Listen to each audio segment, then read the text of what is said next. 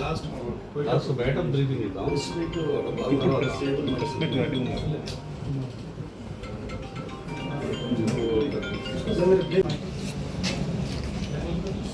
ఈరోజు జరిగినటువంటి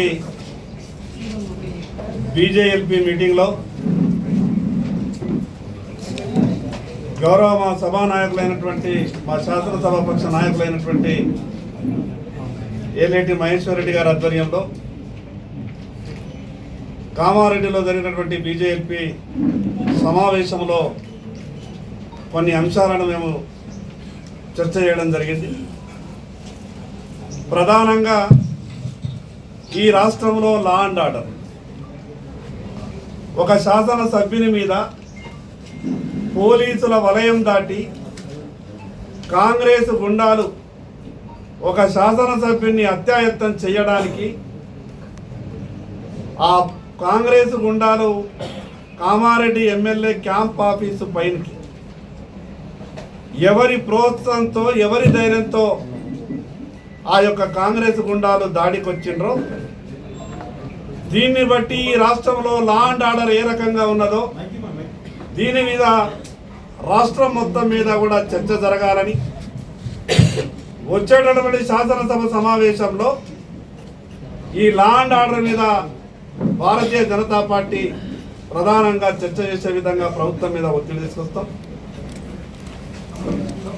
ఇంకో విషయం, ఈ రాష్ట్రంలో రైతులకు సంబంధించి అందరికీ అన్నం పెట్టేటటువంటి రైతు అన్నమో రామచంద్ర అని ఏడిస్తే ఈ ప్రభుత్వం పట్టించుకోలేనటువంటి పరిస్థితి.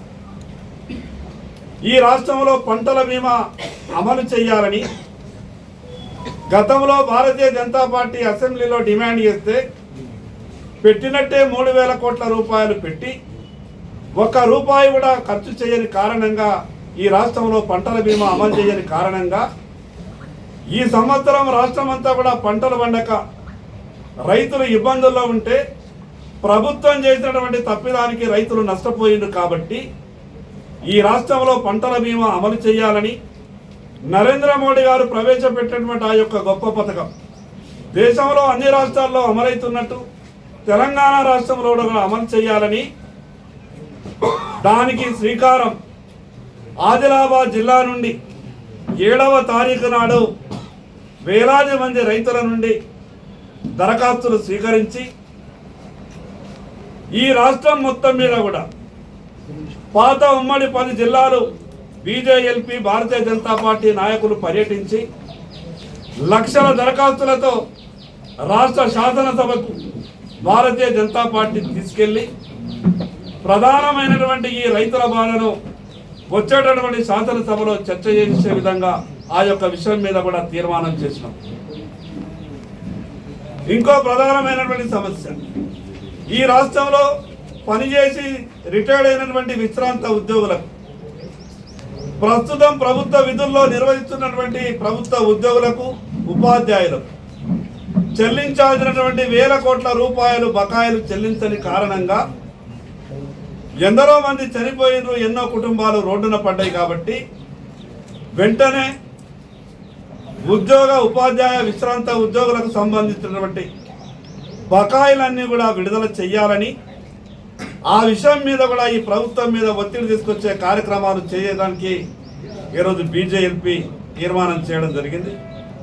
అదేవిధంగా రాష్ట్ర రాజధాని నడిబొడ్డున మూసీ నది సుందరీకరణ పేరు మీద ఈరోజు పేదల ఇల్లు కూల్చి రోడ్డున పడేసి ఆ ప్రజలు పడుతున్నటువంటి బాధలు ఈ ప్రభుత్వంకు కనిపిస్తలేవు. కాబట్టి మూసీ బాధితులకు భరోసా ఇచ్చే విధంగా కూడా ఈ ప్రభుత్వం మీద భారతీయ జనతా పార్టీ ఒత్తిడి చేయాలని ఈరోజు జరిగినటువంటి బీజేఎల్పీ సమావేశంలో తీర్మానం చేయడం జరిగింది.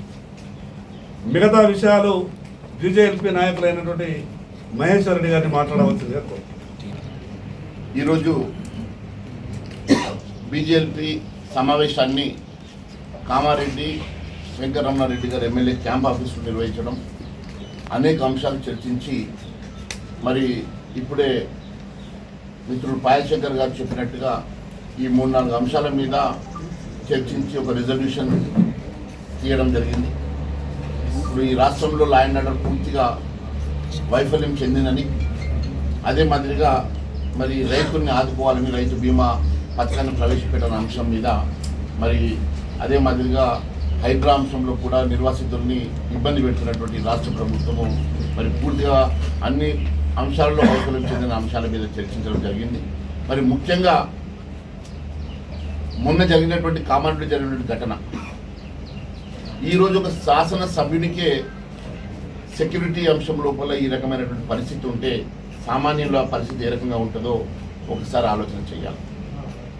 ఈరోజు వెంకటరమణారెడ్డి గారి మీద కక్ష సాధింపుతో మరి వారి మీద జరిగినటువంటి దాడి కామారెడ్డిలో వారు రేవంత్ రెడ్డి గారిని ఓడించి ఎమ్మెల్యేగా గెలుపొందారు.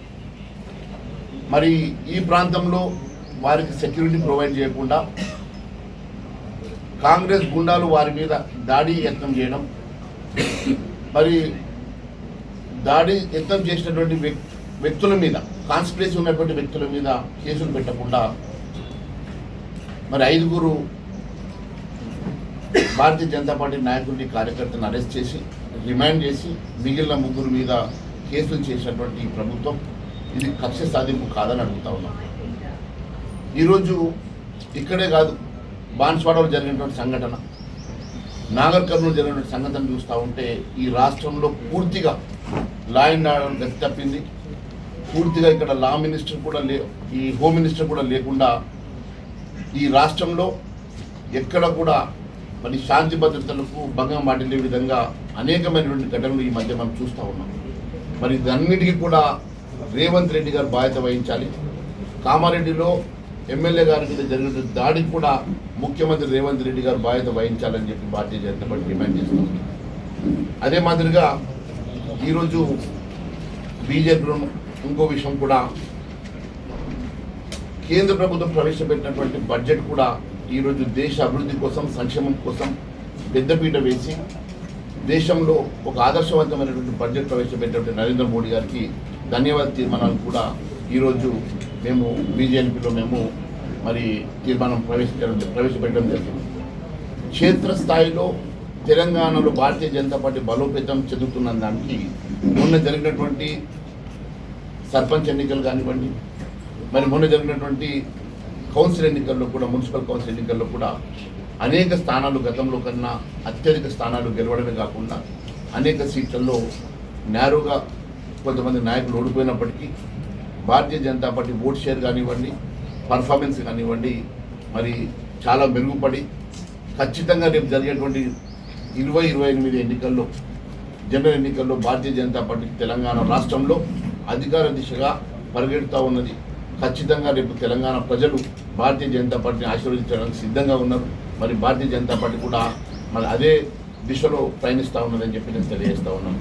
అంతేకాకుండా ఈరోజు ఒకవైపు వెంకటరమణారెడ్డి గారిపై దాడి, మరోవైపు ఇక్కడికి మేము పరామర్శించడానికి వారిని కలవడానికి వస్తామంటే 2 రోజుల పాటు మా ఎమ్మెల్యేలని, ముఖ్యంగా మా రాష్ట్ర అధ్యక్షుడు రామచంద్రరావు గారిని ప్లస్ నన్ను, నాతో పాటు మా ఎమ్మెల్యేని ఎంపీని కూడా హౌస్ అరెస్ట్ చేసి 48 గంటల పాటు మమ్మల్ని ఇంటి నుంచి బయటకు వెళ్లకుండా మరి పోలీస్ ప్రహార పెట్టేసి మమ్మల్ని హౌస్ అరెస్ట్ చేయడం ఇది దారుణం. గతంలో ఎప్పుడు ఇలాంటి మరి అంశం చూడలేదు.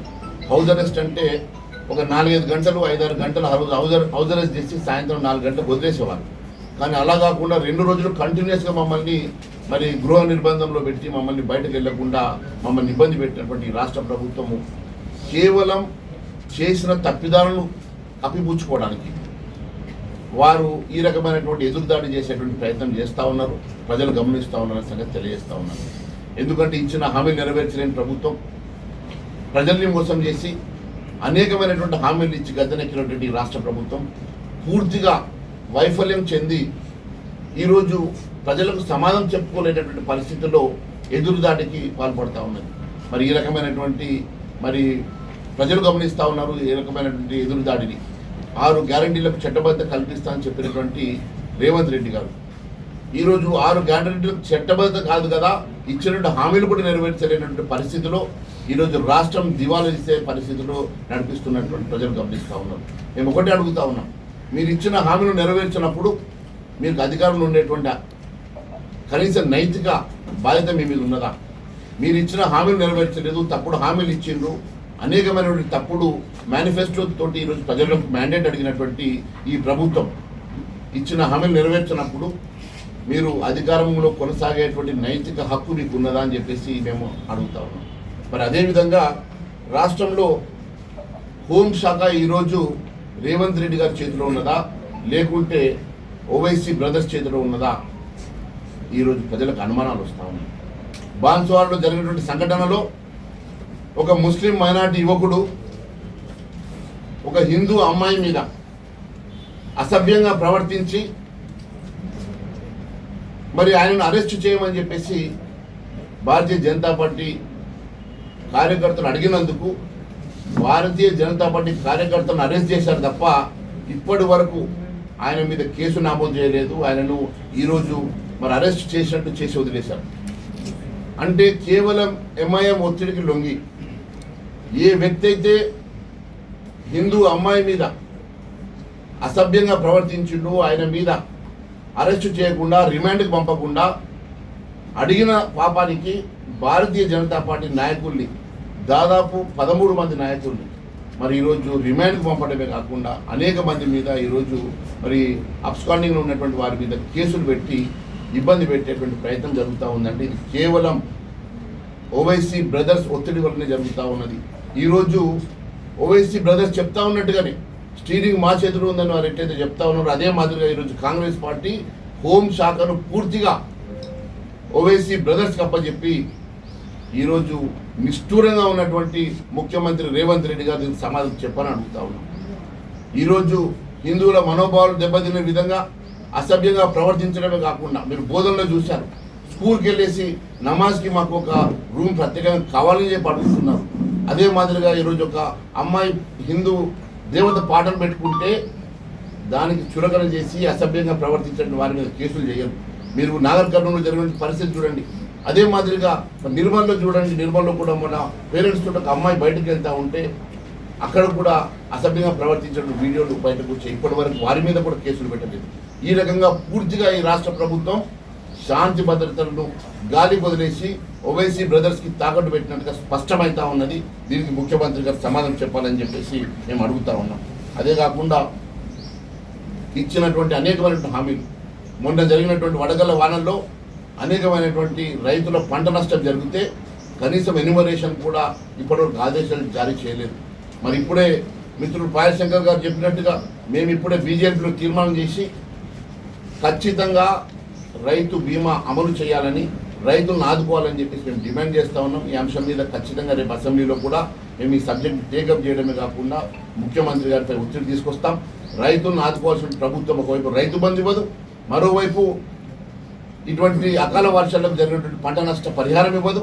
అదే మాదిరిగా ఈ రైతులని కేంద్ర ప్రభుత్వం ఇచ్చేటువంటి ఫసల్ బీమా యోజనలో మరి రాష్ట్ర ప్రభుత్వము పార్టిసిపేట్ చేయదంటే ఇది రైతుల్ని గోసపుచ్చుకోవడం కాక ఇంకొకటి ఏమైనా ఉన్నదా అని అడుగుతా ఉన్నాం. కేవలం రైతులను ఇబ్బంది పెట్టి రైతులకు ఇచ్చిన హామీలు నెరవేర్చక రైతులను ఆదుకోకుండా ఈ ప్రభుత్వం పూర్తిగా వైఫల్యం చెందుతున్న సంగతి మేము తెలియజేస్తూ ఉన్నాం.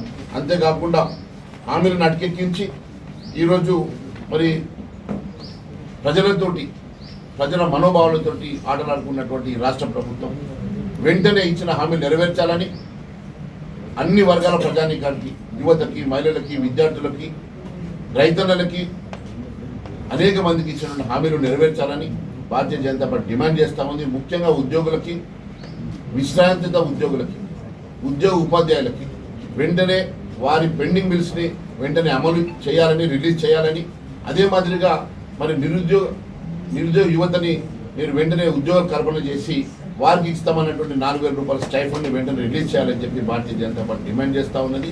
మరి అనేకమైనటువంటి అంశాలను ఖచ్చితంగా రేపు మేము మరి అసెంబ్లీలో తప్పకుండా మాట్లాడతాము. మరి అదే కాకుండా ఈరోజు బీజేపీ తీసుకున్నటువంటి తీర్మానాల్ని రేపు అసెంబ్లీలో కూడా మేము ఖచ్చితంగా ప్రస్తావించడమే కాకుండా ప్రభుత్వంపై ఒత్తిడి తీసుకొచ్చేసి మరి ఇదే మాదిరిగా మళ్ళీ నెక్స్ట్ బీజేపీ మీటింగ్ కూడా మరి ఇంకొక జిల్లాలోనే మేము మరి నిర్వహించడం జరుగుతుంది.